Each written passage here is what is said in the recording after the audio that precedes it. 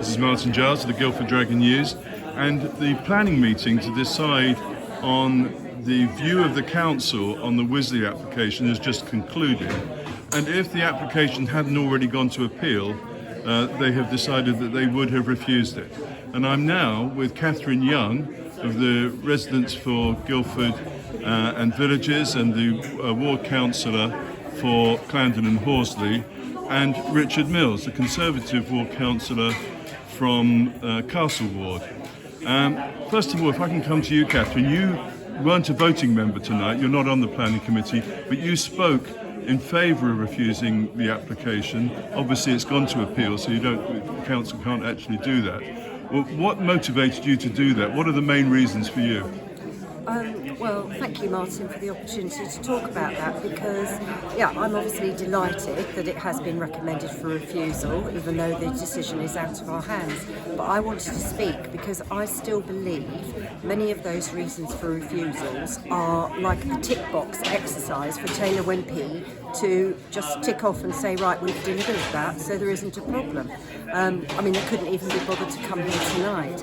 So I still believe there are substantial harms that have changed. A lot of people spoke about what the site was like and why it was allocated, but we are going back more than 10 years around that, and things have changed, particularly the bit about the loss of best agricultural land. I think that's critical, and I wanted to speak to just get over what those harms are and to try and ensure that what we're putting towards the inspector, which is our statement of case, is really carrying a lot of weight to make sure ultimately it is refused. Okay, thank you.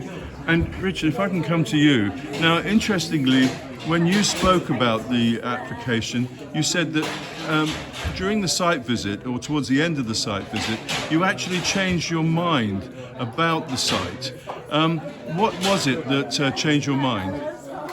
Well, I think that the site itself lends itself, in principle, to a reasonable small urban development.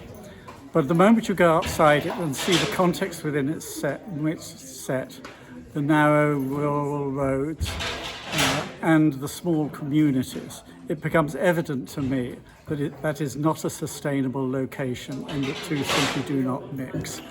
Now, I would say that this is not the end, and I would urge residents of the local area to remember this. This is not the end for some degree of development on the site.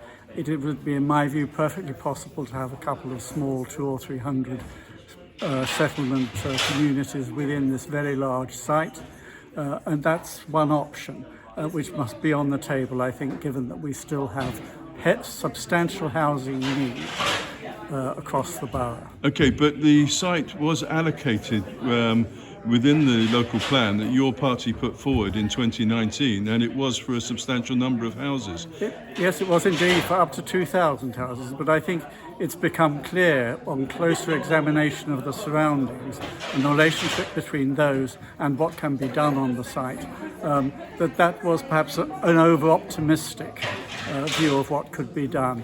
Now I think we have to put our thinking hats on and come up with something that will merge appropriately and seamlessly into the beautiful local environment that the residents of those villages have there. Councillor Mills, Councillor Young, thank you both very much for being interviewed this evening. Thank you. Thanks, Martin.